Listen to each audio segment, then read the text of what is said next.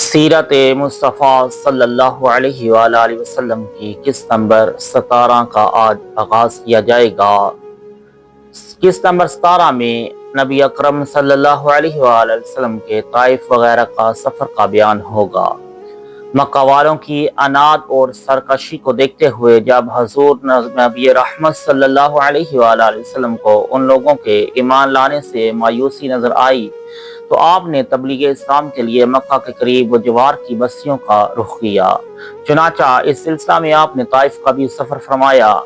اس سفر میں حضور صلی اللہ علیہ وآلہ وسلم کے غلام حضرت زید بن حارثہ رضی اللہ تعالی عنہ بھی آپ کے ہمراہ تھے۔ طائف میں بڑے بڑے امراء اور مالدار لوگ رہتے تھے اور ان رئیسوں میں عمیر کا خاندان تمام قبائل کا سردار شمار کیا جاتا تھا۔ یہ لوگ 3 بھائی تھے، عبد یالیل، مسعود، حبیب۔ حضور صلی اللہ علیہ وآلہ وسلم ان تینوں کے پاس تشریف لے گئے اور اسلام کی دعوت دی۔ ان تینوں نے اسلام قبول نہیں کیا بلکہ انتہائی بےہودہ اور گستاخانہ جواب دیا۔ ان بد نصیبوں نے اسی پر بس نہیں کیا بلکہ طائف کے شریر گنڈوں کو ابھار دیا کہ یہ لوگ حضور صلی اللہ علیہ وآلہ وسلم کے ساتھ برا سلوک کریں۔ چنانچہ چند لچوں لفنگوں کا یہ شریر گروہ ہر طرف سے آپ پر ٹوٹ پڑا اور یہ شرارتوں کے مجسمے آپ پر پتھر برسانے لگے، یہاں تک کہ آپ کے مقدس پاؤں زخم سے لہو لہان ہو گئے اور آپ کے موزے نعلین مبارک خون سے بھر گئے۔ جب آپ زخموں سے بے تاب ہو کر بیٹھ جاتے تو یہ ظالم انتہائی بے دردی کے ساتھ آپ کا بازو پکڑ کر اٹھاتے اور جب آپ چلنے لگتے تو پھر آپ پر پتھروں کی بارش کرتے اور ساتھ ساتھ تانا زنی کرتے، گالیاں دیتے، تالیاں بجاتے، ہنسی اڑاتے۔ حضرت زید بن حارثہ رضی اللہ تعالی عنہ دوڑ دوڑ کر حضور صلی اللہ علیہ وآلہ وسلم پر آنے والے پتھروں کو اپنے بدن پر لیتے تھے اور حضور صلی اللہ علیہ وآلہ وسلم کو بچاتے تھے، یہاں تک کہ وہ بھی خون میں نہا گئے اور زخموں سے نڈھال ہو کر بے قابو ہو گئے، یہاں تک کہ آخر آپ نے انگور کے ایک باغ میں پناہ لی۔ باغ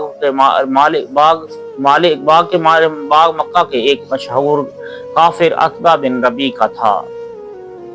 حضور صلی اللہ علیہ وآلہ وسلم کا یہ حال دیکھ کر عتبہ بن ربی اور اس کے بھائی شیبہ بن ربی کو آپ پر رحم آ گیا اور کافر ہونے کے باوجود خاندانی حمیت نے جوش مارا۔ چنانچہ ان دونوں کافروں نے حضور صلی اللہ علیہ وآلہ وسلم کو اپنے باغ میں ٹھہرایا اور اپنے نصرانی غلام عداس کے ہاتھ سے آپ کی خدمت میں انگور کا ایک خوشہ بھیجا۔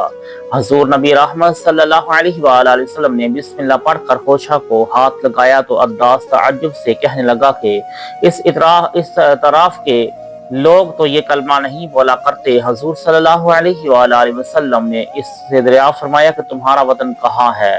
عداس نے کہا کہ میں شہر نینوا کا رہنے والا ہوں۔ آپ نے فرمایا کہ وہ حضرت یونس بن متی کا شہر ہے، وہ بھی میری طرح خدا کے پیغمبر تھے۔ یہ سن کر عداس آپ کے ہاتھ پاؤں چومنے لگا اور فوراً ہی آپ کا کلمہ پڑھ کر مسلمان ہو گیا۔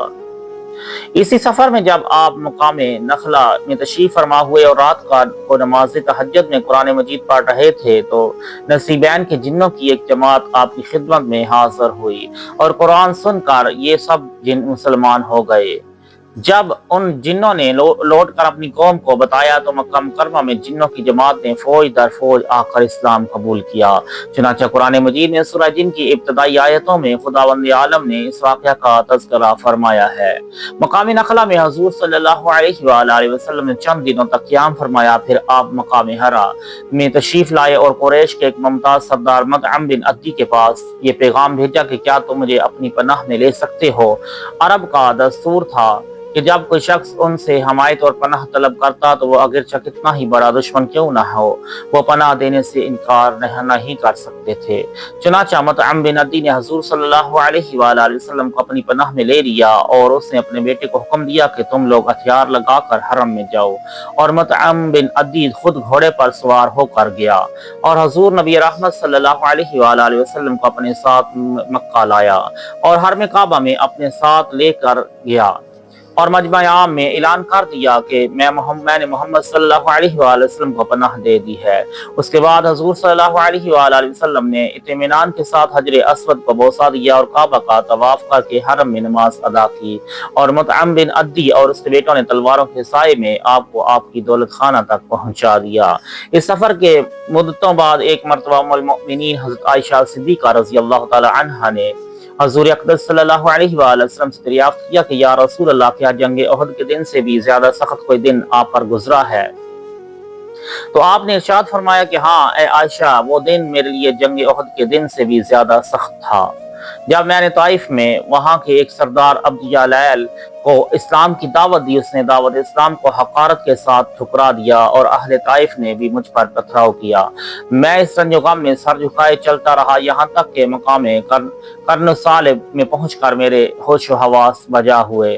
وہاں پہنچ کر جب میں نے سر اٹھایا تو کیا دیکھتا ہوں کہ ایک بدری مجھ پر سایہ کیے ہوئے ہے۔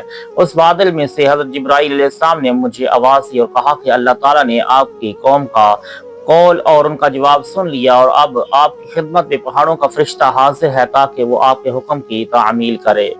حضور صلی اللہ علیہ وآلہ وسلم کا بیان ہے کہ پہاڑوں کا فرشتہ مجھے سلام کر کے عرض کرنے لگا کہ اے محمد صلی اللہ علیہ وآلہ وسلم، اللہ تعالیٰ نے آپ کی قوم کا قول اور انہوں نے آپ کو جو جواب دیا ہے وہ سب کچھ سن لیا ہے، اور مجھ کو آپ کی خدمت میں بھیجا ہے تاکہ آپ مجھے جو چاہیں حکم دیں اور میں آپ کا حکم بجا لاؤں۔